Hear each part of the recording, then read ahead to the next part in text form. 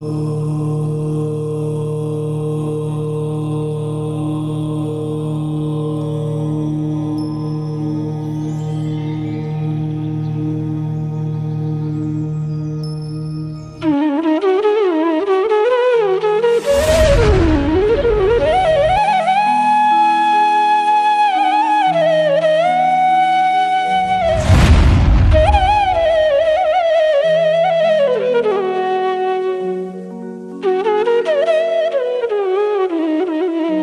नमः सिद्धेभ्यः। ओम नमः सिद्धेभ्यः। ओम नमः सिद्धेभ्यः। मोक्ष मार्गस्य नेतारं भेत्तारं कर्म भूभृतां ज्ञातारं विश्वतत्त्वानां वंदे तद्गुणलब्धये वंदे तद्गुणलब्धये। बोलो देवादिदेव 1008 श्री श्री राम सनात भगवान की जय। आचार्य पूज्यपाद स्वामी महामुनिराज की जय। आचार्य उमा स्वामी महामुनिराज की जय। संत शिरोमणि आचार्य गुरु और विद्यासागर जी महामुनि राज की जय। निर्यापक श्रमण मुनि पुंगव श्री सुधा सागर जी महामुनि राज की जय। समस्त मुनि संघ की जय।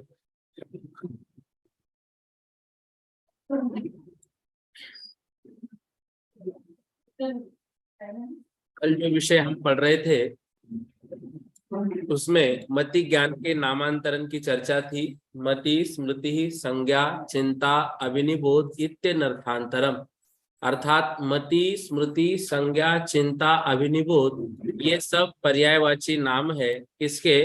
तो मति ज्ञान के। तो मति ज्ञान जो है वह मति ज्ञानावरण कर्म के क्षयोपशम से उत्पन्न होता है।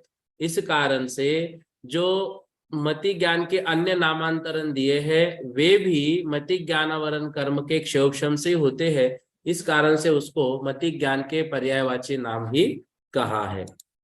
अब देखिए सर्वार सिद्धि में इस विषय में जो व्याख्या दी है, सूत्र में ज्ञान शब्द मति आदि प्रत्येक शब्द के साथ जोड़ लेना चाहिए। ये बात हमने ये हो गया था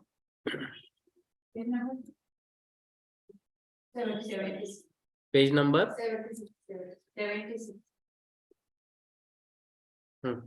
76 पैराग्राफ नंबर 182 पैराग्राफ नंबर 182। अब देखो इसमें ये बता रहे हैं जो पर्याय पर्याय वाले से अभिन्न होती है वह लक्षण बनती है। ये विषय ग्रंथ का नहीं है, मतलब हम इस मति स्मृति की बात को समझ रहे हैं।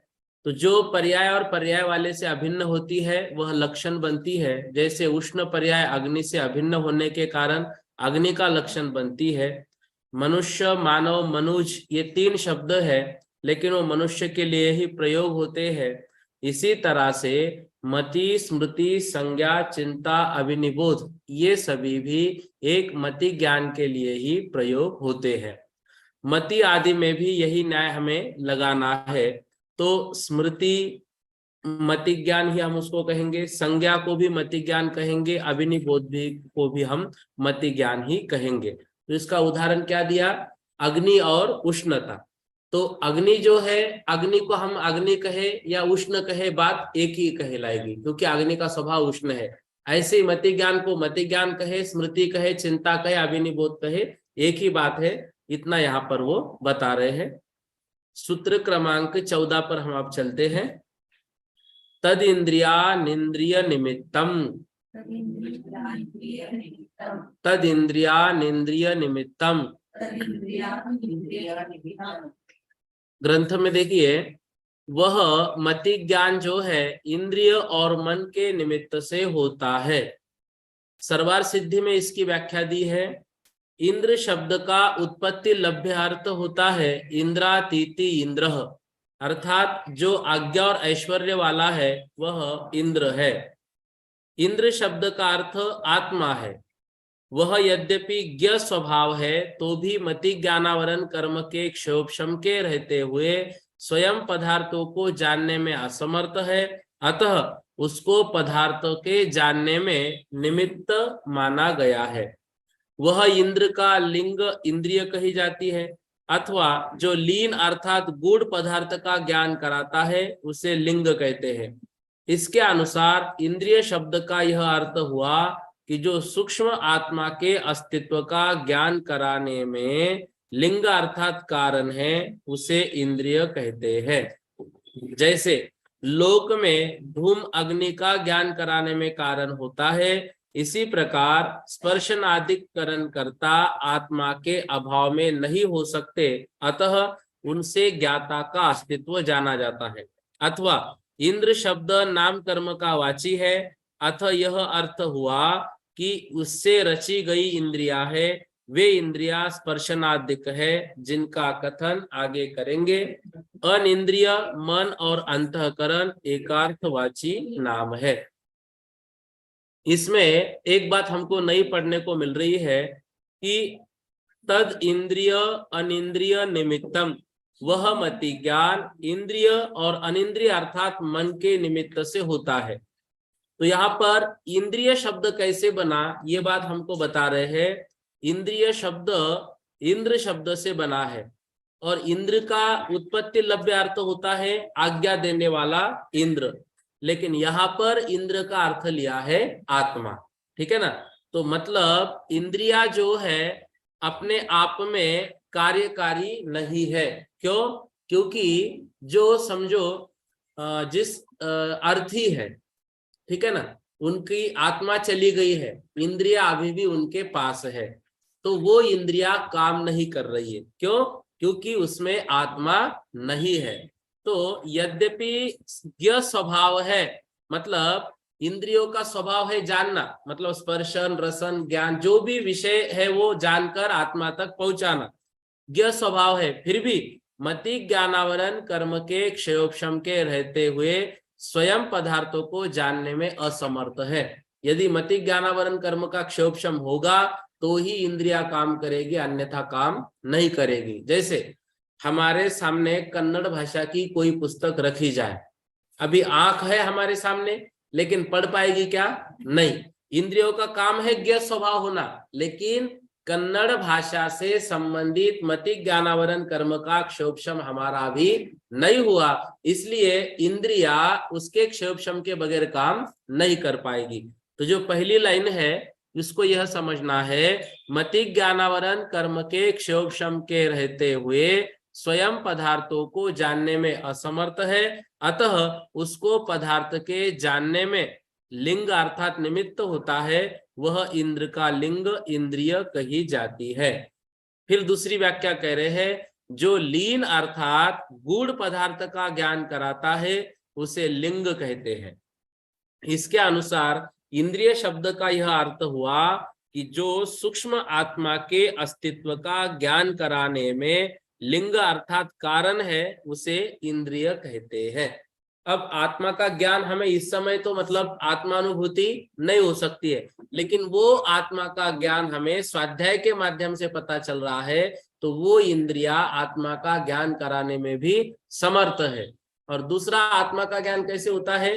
अर्थी से होता है कि उसके पास भी इंद्रिया है लेकिन वो अर्थी या वो जो बॉडी है वो काम नहीं कर रही है, इसका मतलब है कि उसमें आत्मा नहीं है, और जिनकी इंद्रिया काम कर रही है इसका मतलब है उनमें आत्मा है।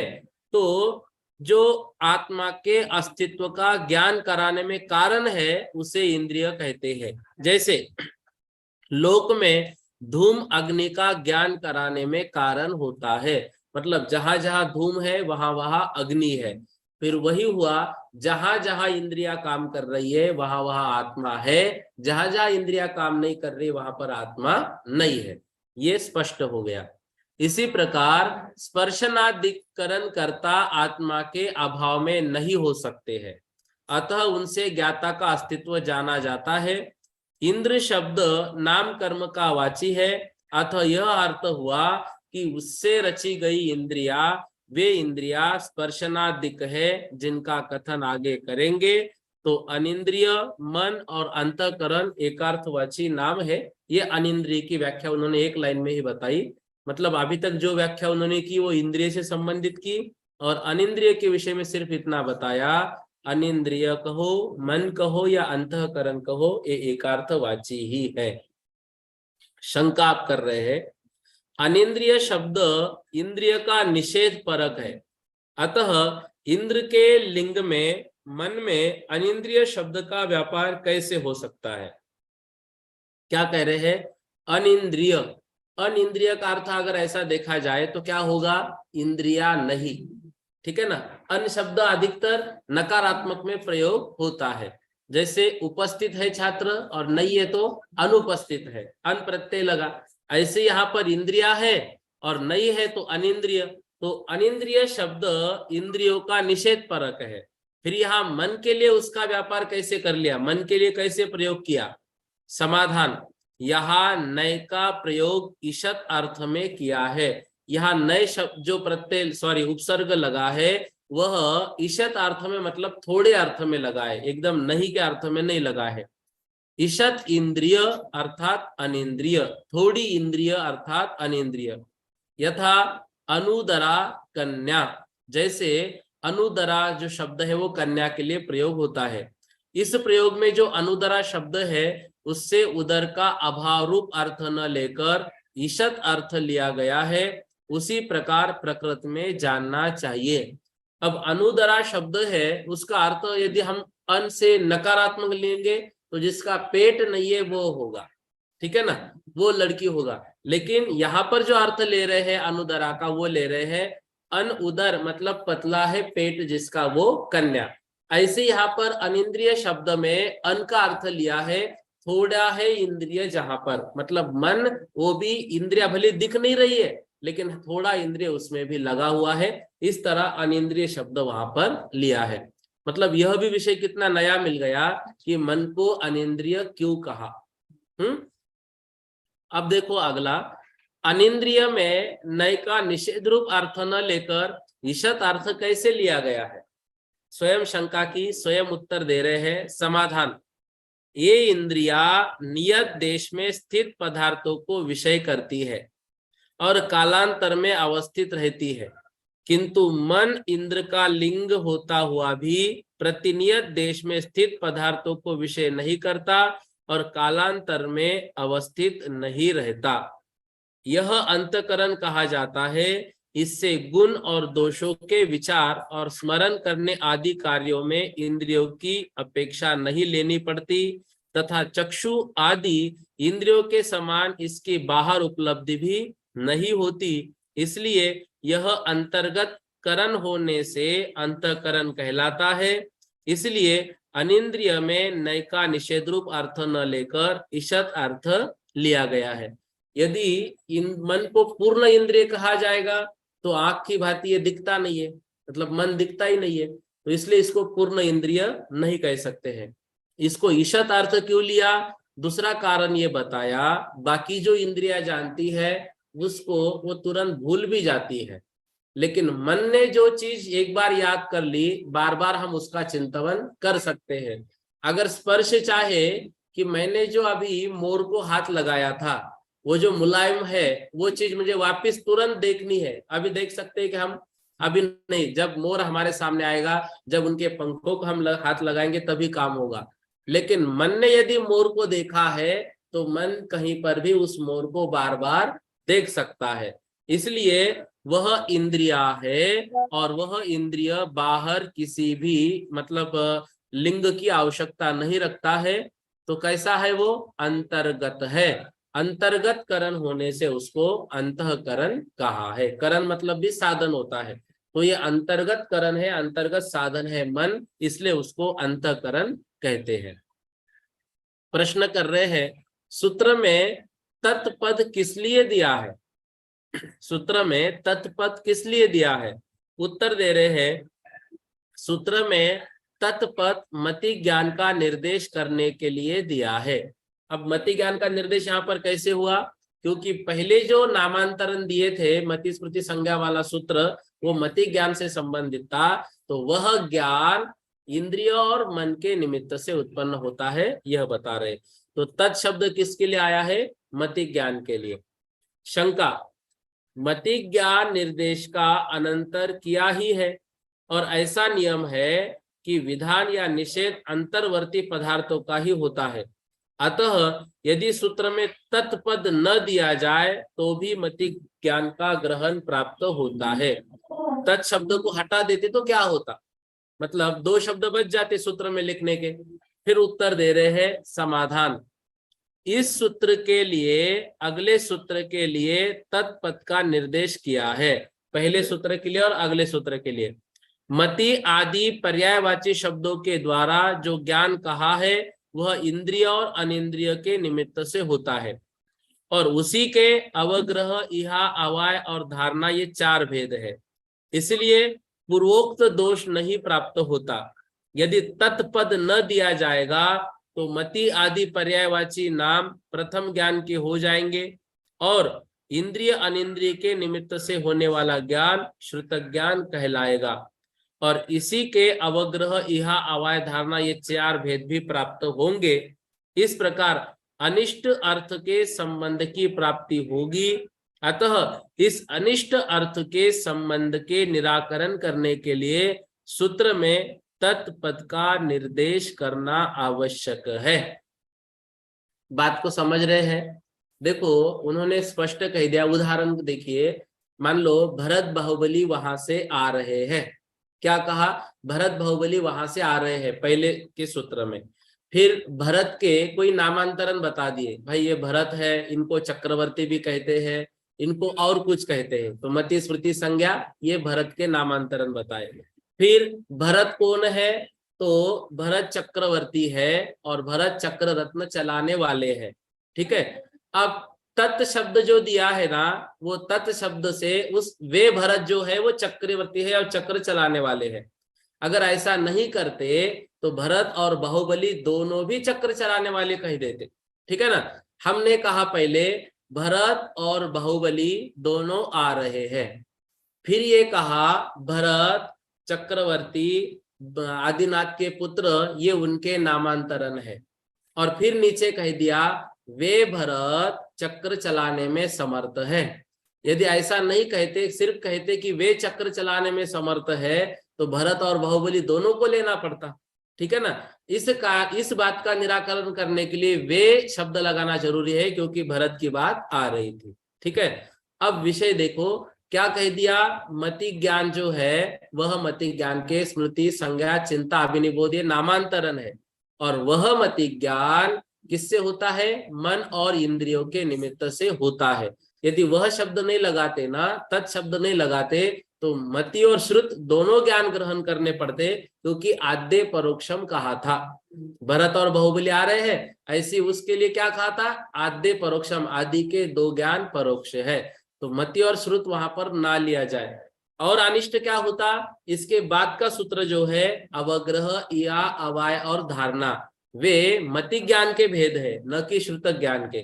और तत् शब्द नहीं लगाते तो वे भेद श्रुत ज्ञान के भी हो जाते, मतलब बहुत बड़ा अनिष्ट हो जाता। इसलिए तत् शब्द लगाना बहुत जरूरी था। मतलब आगम लिखते समय मुनियों को कितना ध्यान रखना पड़ता है, एक एक शब्द कहीं अर्थ का अनर्थ ना कर दे। इसीलिए अभी जो भी शास्त्र लिखे जाते हैं ना, तो उसके ऊपर संगोष्ठियों का आयोजन किया जाता है, ताकि उसकी सारी गलतियां जो है वो दूर हो जाए। उसके बाद भी अभी के शास्त्रों में गलतियां निकलती है, पहले आचार्यों के शास्त्रों में गलतियां नहीं निकलती। ठीक है। कौन से? तो वो जो जिनके सानिध्य में संगोष्ठी होती, जैसे अभी हमारी संगोष्ठी हुई थी सुधासागर महाराज के सानिध्य में, तो वो सबके आलेख पढ़ते हैं और सुनते हैं, मतलब जब सब लोग पढ़ते हैं, और उसके बाद वो गलतियां निकालते हैं। पहले तो एक विषय दिया जाता है, इस विषय से संबंधित आगम में कहाँ क्या क्या लिखा है वो आप लिख कर ला, तो वो हमको लिख कर लाना है।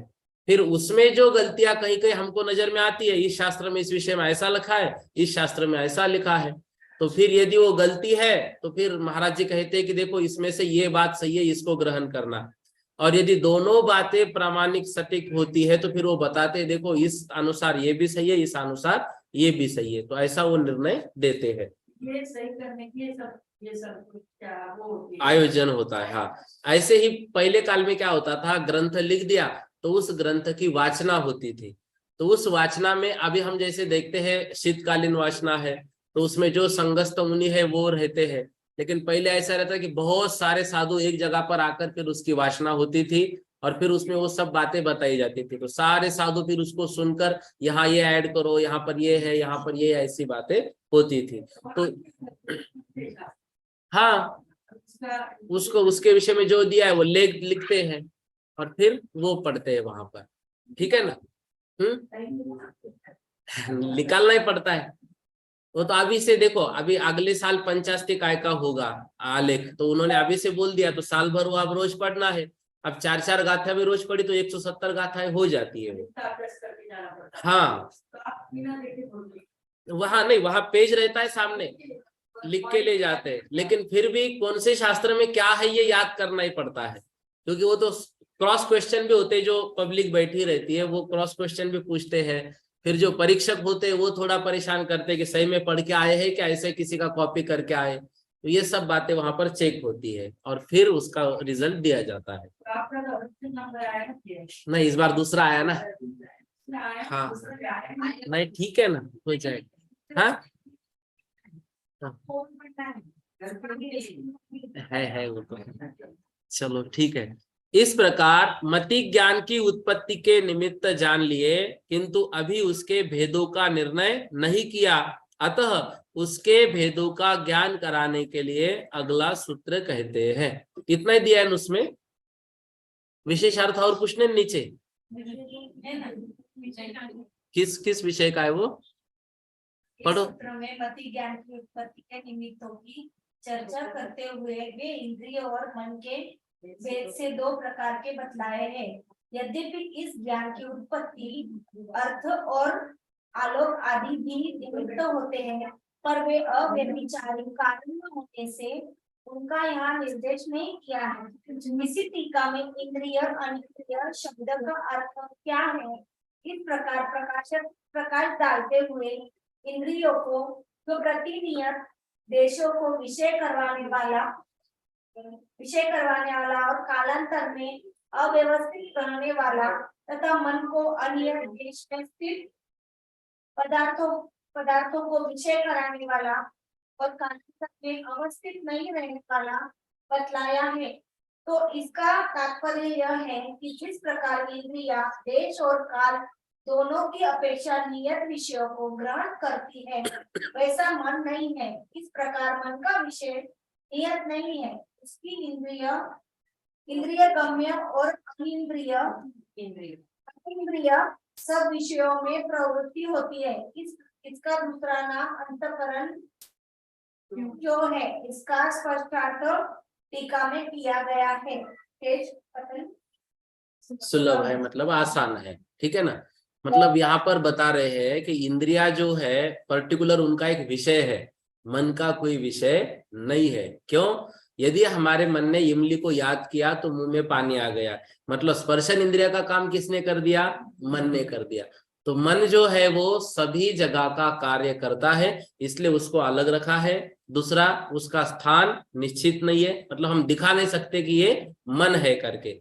और तीसरा, जैसे इंद्रिया मतलब उस विषय को जानने के लिए पुनः उस विषय के पास जाना जरूरी है, वैसा मन का पुनः वहां पर जाना जरूरी नहीं है, वो तो याद रखता है। तो अंतःकरण मतलब अंतरंग का या अंतर्गत वह साधन है, इसलिए उसको अंतःकरण कहते हैं।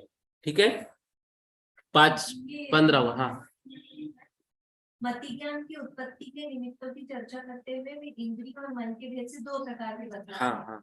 यद्यपि इस ज्ञान की उत्पत्ति में अर्थ और आलोक आदि भी निमित्त होते हैं। अर्थ और आलोक मतलब होता है प्रकाश, और अर्थ मतलब होता है पदार्थ। तो मान लो इंद्रिया जो है बिना पदार्थों के और बिना इंद्रियों के बिना प्रकाश के काम नहीं कर सकती है। जैसे कमरे में अंधेरा हुआ, इंद्रिया है लेकिन देख नहीं पाएगी, ठीक है ना। ऐसी बहुत सारी जगह पर पदार्थ जो है सामने वाला वो आवश्यक है, उसके बगैर इंद्रिया काम नहीं कर सकती है। लेकिन मन को ना तो आलोक की आवश्यकता है ना पदार्थ की आवश्यकता है, वो तो बिना उसके भी काम कर लेगी। भाई आंख जो है, आंख को कुछ देखना है तो सामने वो पदार्थ भी तो चाहिए जो भी दिखेगा। लेकिन मन को यदि कुछ देखना है तो सामने पदार्थ हो चाहे नहीं हो, प्रकाश हो चाहे नहीं हो, तो भी मन देख लेगा। इस प्रकार अर्थ और आलोक का अर्थ, ठीक है ना। फिर ये इंद्रियों को विनाशी बोलेंगे क्या विनाशी बोलेंगे? मतलब अगर शिथिल बोलेंगे कि आत्मा के साथ मिली तो कभी भी वो वर्किंग है ना। हाँ, नहीं, आत्मा के साथ है तो काम करेगी, आत्मा साथ नहीं है तो काम नहीं करेगी। जैसे जैसे उन्होंने स्पष्ट उदाहरण दिया, जहां जहां धूम है वहां वहां अग्नि है, तो जहां जहां इंद्रिया है वहां वहां वो काम करेगी, जहां जहां आत्मा है वहां इंद्रिया काम करेगी, जहां आत्मा नहीं है वहां इंद्रिया काम नहीं करेंगी। तो इंद्रियों को हम यहाँ पर ये कह सकते हैं कि जब आत्मा का ज्ञान हमें हो जाएगा तब इंद्रिया कार्यकारी नहीं रहेगी। मतलब कब? जब केवल ज्ञान होगा, या कम से कम हमें अवधि ज्ञान प्राप्त हो, तो वहां इंद्रियों की आवश्यकता नहीं। मन पर ज्ञान है तो इंद्रियों की आवश्यकता नहीं है, लेकिन उसके पहले हमारे लिए वो कार्यकारी है और काम की है। ठीक है ना? मतलब वो इंद्रिया अभी हमें आत्मा का ज्ञान कराने के लिए साधन है, हम उनको यूं ही नहीं छोड़ सकते। ठीक है। 15वां सूत्र, अवग्रहेहा वाय धारणाः, अवग्रहेहा वाय धारणाः।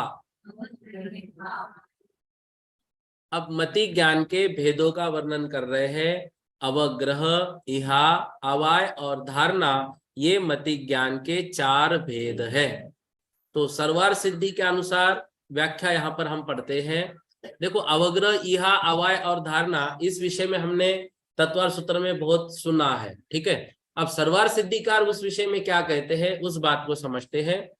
विषय और विषय की संबंध के बाद होने वाले प्रथम ग्रहण को अवग्रह कहते हैं। तत्व सूत्र में हमने क्या पढ़ा था? सामान्य अवलोकन को अवग्रह कहते हैं, सामान्य कुछ दिख गया। यहाँ पर व्याख्या क्या आई?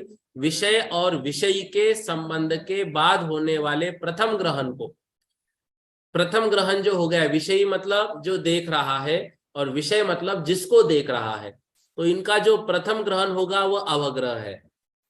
विषय और विषयी का सन्निपात होने पर दर्शन होता है, उसके पश्चात जो पदार्थ का ग्रहण होता है वह अवग्रह कहलाता है। तो सामान्य अवलोकन के बाद की जो चर्चा है वह अवग्रह है।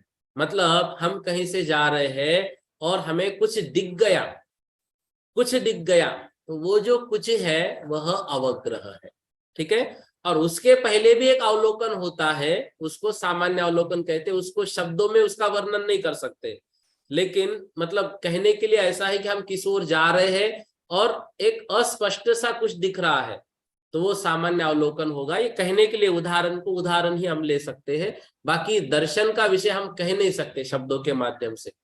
हाँ, अवग्रह का यूं कह सकते हैं कि कुछ दिख रहा है। ठीक है ना? तो वह जो है वह अवग्रह कहलाता है। जैसे चक्षु इंद्रिय के द्वारा यह शुक्ल रूप है ऐसा ग्रहण करना अवग्रह है, यह सफेद है ऐसा ग्रहण करना अवग्रह है।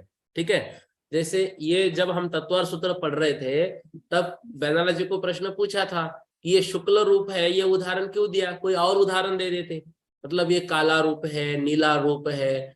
तो गुरुजी ने कहा था जो अर्थ लिखे जाते हैं ना उसके टिकाओं से लिखे जाते हैं, तो इसमें ये उदाहरण दिया है शुक्ल रूप है। मतलब हम जो बातें पढ़ते हैं वो सर्वार सिद्धि से अर्थ ली हुई है वही पढ़ते हैं। तो जो सटीक, जैसे न्याय दीपिका पढ़ेंगे हर जगह पर देवदत्त देवदत्त शब्द आएगा, वह देवदत्त, देवदत्त के हाथ में दंड, देवदत्त ऐसा, तो हर जगह पर देवदत्त नाम दिया है। क्यों? क्योंकि उसके पूर्वाचार्य आचार्यों ने जो उसकी व्याख्या की वहां पर देवदत्त नाम दिया था, तो वही आगे चलाते हैं। तो जो शुक्ल ध्यान का हाँ, वो भगवान का नाम आता है उदाहरण। तो यहाँ जो शुक्ल रूप उदाहरण दिया है सर्वार सिद्धि ने दिया है, तो हम भी उसको अर्थ में लेते हैं। तो चक्षु इंद्रिय के द्वारा यह शुक्ल रूप है ऐसा ग्रहण करना अवग्रह है। अवग्रह के द्वारा ग्रहण किए गए पदार्थों में उसके विशेष जानने की इच्छा यह कहलाती है। अब क्या है वो? ठीक है ना, यह जानने की इच्छा। जैसे जो शुक्ल रूप देखा है वह क्या वक पंक्ति है, वक ही लिखा है ना, वह क्या वक पंक्ति है। इस प्रकार विशेष जानने की इच्छा क्या वह पताका है, इस प्रकार विशेष जानने की इच्छा यह है। वक पंक्ति मतलब पताका, मतलब वो क्या है, पताका है, शुक्ल क्या कोई पक्षी उड़ रहा है। विशेष निर्णय के द्वारा जो यथार्थ ज्ञान होता है उसे अवाय कहते हैं। अब निर्णय हो गया अवाय में, जैसे उत्पतन, निपतन या पक्ष विक्षेप आदि के द्वारा यह वक पंक्ति ही ध्वजा नहीं है, ऐसा निश्चय होना अवाय है। ठीक है ना। उत्पतन मतलब ऊपर जाना, निपतन मतलब नीचे आना, पक्ष विक्षेप मतलब अलग अलग होना। इसके द्वारा ये पता चल रहा है कि यह वक पंक्ति ही है, वक पंक्ति ही है कि नहीं है। ही है, वक पंक्ति ही है, ध्वजा नहीं, ध्वजा नहीं। वक पंक्ति ही है, ध्वजा नहीं है। ही टाइप है, टाइप नहीं हुआ इसमें। वक पंक्ति ही है, ध्वजा नहीं है। जो ऑनलाइन है वो भी इसमें है शब्द जोड़ना, यह वक पंक्ति ही है, ध्वजा नहीं है, ऐसा निश्चय होना अवाय है। और जानी हुई वस्तु का जिस कारण कालांतर में विस्मरण नहीं होता है उसे धारणा कहते हैं। जैसे यह वही वक पंक्ति है जिसे प्रातः काल मैंने देखा था, ऐसा जानना धारणा है। सूत्र में इन अवग्रह आदि का उपन्यास क्रम के इनके उत्पत्ति क्रम की अपेक्षा किया है। तात्पर्य यह है कि जिस क्रम में ये ज्ञान उत्पन्न होते हैं उसी क्रम में इनका सूत्र में निर्देश दिया है। एक ही लाइन में उन्होंने बताया कि अवग्रह यह अवाय धारणा, यह क्रम क्यों रखा। धारणा अवाय यह अवग्रह ऐसा रख देते, क्यों नहीं रखा, इसलिए नहीं रखा जैसा जैसा उत्पन्न होता है वैसा वैसा क्रम रखा है। इस प्रकार अवग्रह आदि का कथन किया। अब इनके भेदों को दिखलाने के लिए आगे का सूत्र कहते हैं। यहां तक क्लियर है। अब देखो, इहा आदि मन से उत्पन्न होने के कारण मति ज्ञान है। यद्यपि श्रुत ज्ञान भी अनिंद्रिय जन्य होता है, पर इहा आदि में परंपरा इंद्रिय जनित भी है, क्योंकि इंद्रिय अवग्रह के बाद ही इहादि ज्ञान परंपरा चलती है। तब भी इंद्रिय व्यापार रुकता नहीं। श्रुत केवल अनिंद्रिय जन्य है, इसलिए इहा आदि चक्षुरादि इंद्रिय जन्यता का भी व्यवहार ही हो जाता है। ये बात राजवार्तिक से इसमें ऐड की थी। मतलब मन जो होता है वो श्रुत ज्ञान किसके माध्यम से होता है, मन के माध्यम से होता है। तो श्रुत ज्ञान किसको जानता है, जिसको मति ज्ञान ने जाना है उसको विशेष रूप से वह जानता है। तो विशेष ज्ञान जहां पर है ना, वहां पर अवग्रह इहा अवाय और धारणा की जरूरत नहीं पड़ती, क्योंकि वो विशेष ज्ञान है। वहां पर फिर पहले से बात नहीं आएगी, अब जो जाना है उसके बाद की बात वो जानेगा। मतलब अवग्रह हुआ कि ऊपर कुछ है, ठीक है ना। फिर इहा हुई कि वो घूम रहा है। अवाय हुआ कि घूम रहा है, इसका मतलब वो फैन है, और कालांतर में हम उसको भूलेंगे नहीं कि ऊपर फैन ही है। लेकिन श्रुत ज्ञान उसको जानेगा तो वो फैन है, वो इस कलर का है, इस कंपनी का है, इस स्पीड से वो घूमता है, उसको हम कम ज्यादा भी कर सकते हैं। ऐसा श्रुत ज्ञान विशेष जानने के कारण पूर्व परंपरा वहां पर आवश्यकता नहीं होती। इसलिए अवग्रह आदि मति ज्ञान के ही भेद है, श्रुत ज्ञान के भेद वो नहीं है। अगला सूत्र 16वां, बहुविध क्षिप्रा निस्सुता नुक्त ध्रुवाणाम सेतराणाम।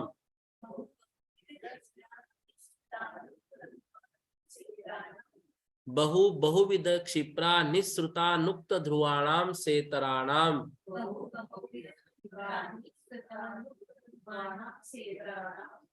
अब कह रहे हैं बहुविध, ठीक है ना। बहुविध क्षिप्र अनिश्रित अनुक्त और ध्रुव। फिर सेतराणाम मतलब इससे विपरीत। इससे विपरीत मतलब बहु के विपरीत होगा एक, बहुविध के विपरीत होगा एक विध, क्षिप्र के विरुद्ध होगा अक्षिप्र, अनिश्रित के विरुद्ध होगा निश्रित, और अनुक्त के विरुद्ध होगा उक्त। इस प्रकार अवग्रह इहा अवाय और धारणा रूप मति ज्ञान के ये 12 प्रकार के भेद होते हैं। अब सर्वार सिद्धि की व्याख्या देखिए। अवग्रह आदि क्रिया विशेषों का प्रकरण है, उनकी अपेक्षा बहुआदीनाम सेतराणाम इस प्रकार कर्म कारक का निर्देश किया है। बहु शब्द संख्यावाची है और वैपुल्यवाची दोनों प्रकार का है। एक तो संख्या भी ज्यादा है और वैपुल्य मतलब अधिकता, अधिकता को वो लिया हुआ है। इन दोनों का यहाँ ग्रहण किया है क्योंकि उनमें कोई विशेषता नहीं है। संख्यावाची बहु शब्द यथा एक दो बहुत, वैपुल्यवाची बहुशब्द यथा बहुत भात, बहुत दाल, अधिक अधिक मतलब। विध शब्द प्रकारवाची है। सूत्र में क्षिप्र शब्द का ग्रहण जल्दी होने वाले ज्ञान को जताने के लिए किया है। जब पूरी वस्तु प्रकट न होकर कुछ प्रकट रहती है और कुछ अप्रगट, तब वह अनिश्रित कही जाती है।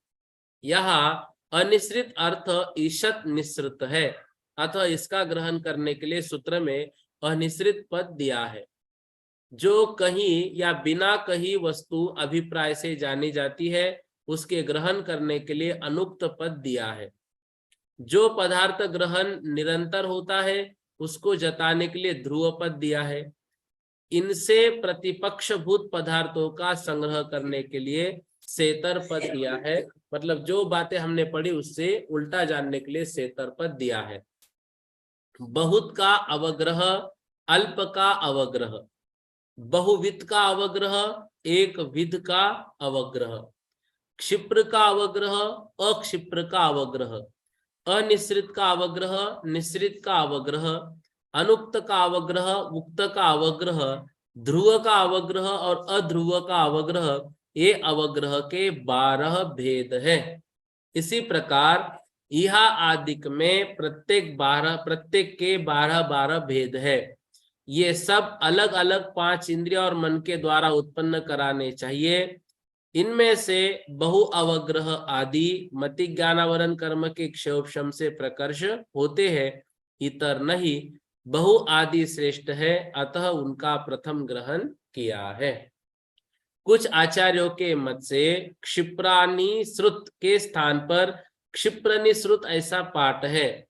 वे ऐसा व्याख्यान करते हैं कि श्रोत्र इंद्रिय के द्वारा शब्द को ग्रहण करते समय वह मयूर का है अथवा कुरर का है, ऐसा कोई जानता है, दूसरा स्वरूप के आश्रय से ही जानता है। मतलब जो पाठांतर है उसको भी उन्होंने स्वीकार किया है। तो अवग्रह आदि ये मति ज्ञान के भेद है, और उन्हीं अवग्रह आदि के बहु आदि ये 12 प्रकार के भेद बताए हैं। अब इसमें विशेष जानने की तो कोई काम नहीं है, तो हमारा विषय तत्वार सूत्र में हुआ है। कौन सा? 191 शंका ना अगली। हाँ, ध्रुवाग्रह और धारणा में क्या अंतर है? समाधान, क्षयोपशम की प्राप्ति के समय, यही ना? नहीं, बहु और बहुविध में क्या अंतर? 194 है। नहीं, मेरा वो टाइप नहीं हुआ मेरा। आप पढ़िए उसको। शंका, बहु और बहुविध में क्या अंतर है? क्योंकि बहु और बहुविध इन दोनों से बहुत तना पाया जाता है। समाधान, इनमें एक प्रकार और नाना प्रकार की अपेक्षा अंतर है, अर्थात बहु में प्रकार भेद इष्ट नहीं है और बहुविध में प्रकार भेद इष्ट है। शंका, उक्त और निश्चत में क्या अंतर है? क्योंकि वस्तु का पूरा प्रकट होना निश्चत है और उक्त भी इसी प्रकार है। समाधान, इन दोनों में अंतर यह है, अन्य के उपदेश पूर्वक वस्तु का ग्रहण करना उक्त है और स्वतः ग्रहण करना निश्चत है। ठीक है ना ये? और इसके बाद यही है ना, ध्रुवाग्रह और धारणा में। हाँ, मतलब ये 2 प्रश्न रह गए टाइप करने के। ध्रुवाग्रह और धारणा में क्या अंतर है? समाधान, क्षयोपशम की प्राप्ति के समय विशुद्ध परिणामों की परंपरा के कारण प्राप्त हुए क्षयोपशम से प्रथम समय में जैसा अवग्रह होता है, वैसा ही द्वितीयाधिक समयों में भी होता है, न न्यून होता है न अधिक। यह ध्रुवाग्रह है। किंतु जब विशुद्ध परिणाम और संक्लेश परिणामों के मिश्रण से क्षयोपशम होकर उससे अवग्रह होता है, तब वह कदाचित बहुत का होता है, कदाचित अल्प का होता है, कदाचित बहुविध का होता है, कदाचित एक विध का होता है। तात्पर्य यह है कि उनमें न्यूनाधिक भाव होता रहता है, इसलिए वह अध्रुवाग्रह कहलाता है। किंतु धारणा तो ग्रहित अर्थ के नहीं भूलने के कारणभूत ज्ञान को कहते हैं। अतः ध्रुवाग्रह और धारणा में बहुत बड़ा अंतर है। ध्रुवाग्रह मतलब क्या? ध्रुव मतलब स्थिर, ठीक है ना? स्थिर कोई ज्ञान हमको हो गया तो उसको धारणा में ले लो, ऐसा वो कहना चाह रहे, क्योंकि धारणा में एक जो चीज हमको याद हो गई वो हम कालांतर में उसका विस्मरण नहीं करते। तो ध्रुवाग्रह जो है उसी को धारणा कहो। तो वो कह रहे हैं जो ध्रुवाग्रह है उसमें न्यूनाधिक भाव होता है, इसलिए ध्रुवाग्रह और अध्रुवाग्रह अलग अलग बताया। परंतु धारणा जो है वह ग्रहित अर्थ को नहीं भूलने के कारण कही हुई है, अतः ध्रुवाग्रह और धारणा में अंतर है, उनको हम एक नहीं कह सकते। ध्रुवाग्रह कहने की जरूरत क्यों पड़ी? क्योंकि कुछ कुछ अवग्रह कम ज्यादा भी होता है। कभी कभी हम दूर से देखे तो कुछ काला सा नजर आता है, ठीक है ना। तो वो जो सामान्य हमें कुछ काला सा दिख गया वो थोड़ा सा न्यून है। कभी कभी ऐसा होता है कि हमें कुछ काला सा दिखता है लेकिन घड़े का आकार का दिखता है, तो वो क्या हो गया, थोड़ा और अधिक हो गया। तो वो अवग्रही है लेकिन घड़े सा दिख रहा है, अभी घड़ा है हमने कहा नहीं। तो ये क्या हो गया, पहले काला सा था, क्या था वो मालूम नहीं, दूसरा घड़े के आकार सा लगा, तो दोनों में अंतर है। इस कारण से ध्रुवाग्रह और अध्रुवाग्रह या अवग्रह के दो भेद किए। ध्रुवाग्रह को धारणा कहना ये तो सदर मतलब बिल्कुल गलत है, क्योंकि अवग्रह के बाद यहा अवाय और उसके बाद धारणा का क्रम आता है, तो दोनों एक कदापि नहीं हो सकते हैं, ठीक है। यदि अवग्रह आदि बहुआदिक को जानते हैं तो बहुआदिक किसके विशेषण है? अब इसी बात का ज्ञान कराने के लिए आगे का सूत्र कहते हैं। इसमें है क्या कुछ विशेष अर्थ है ना? पढ़, मेरा विशेष अर्थ नहीं किए कुछ, पढ़िए। ये अवग्रह आदि मतिज्ञान द्वारा जानने रूप क्रिया के भेद है, बहु आदि उनके कर्म है। इसके इस सूत्र में इनका इसी रूप से निर्देश किया गया है। मतिज्ञान द्वारा पदार्थों का बहु आदि रूप इतने प्रकार से अवग्रहण, ईहन, अवाय और धारण होता है, यह इसका तात्पर्य है। इन बहु आदि के स्वरूप का तथा उनके अंतर का व्याख्यान टीका में किया ही है।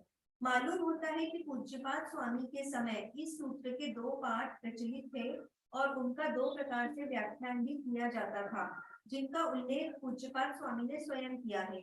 एक पाठ जो उस समय अधिक मान्य था या पूज्यपाद स्वामी जिसे मूल पाठ मानते रहे, उसका उल्लेख तो उन्होंने व्याख्यान रूप से किया है और दूसरे पाठ का उल्लेख अन्य कुछ आचार्यों के अभिप्राय के रूप में किया है।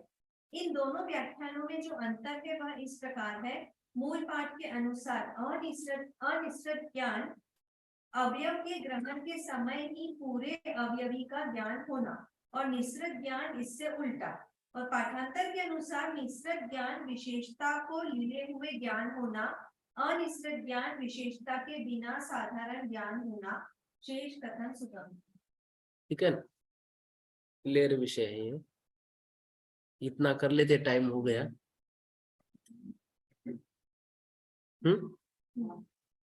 रोज दो दो तीन तीन सूत्र भी कर लिए तो हो जाएगा पूरा, ठीक है। जैसे मैं भी अगर हम ध्रुव कह रहे हैं तो मतलब ध्रुव पदार्थ, स्थिर पदार्थ, हाँ, और अगर हम ध्रुवाग्रह कह रहे हैं मतलब कि स्थिर ज्ञान, हाँ ऐसा होना। बराबर। तो मतलब ध्रुवाग्रह और धारणा ये अंतर बता रहे हैं कि हाँ, ध्रुवाग्रह और अध्रुवाग्रह एक होता है, इस कारण से ध्रुवाग्रह बताया। तो ध्रुवाग्रह को धारणा लो ऐसा कहना चाह रहे कोई, तो दोनों एक नहीं हो सकते, क्योंकि अवग्रह अलग चीज है, धारणा अलग चीज, ठीक है ना।